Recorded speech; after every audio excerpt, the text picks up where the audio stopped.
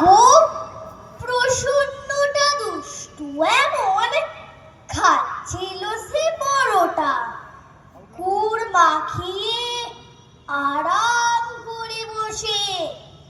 আমায় দেখে একটা দিল, নয় গো তাও বড়টা। দুইখানা সে আপনি খেলো কষে। তাই তো আমি কান ধরে তার একটুখানি পেঁচিয়ে কিল মেরেছি।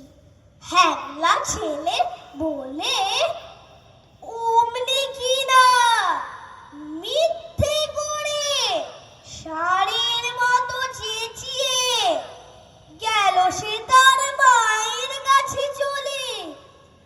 মা গো, এমনি ধারা শয়তানি তার।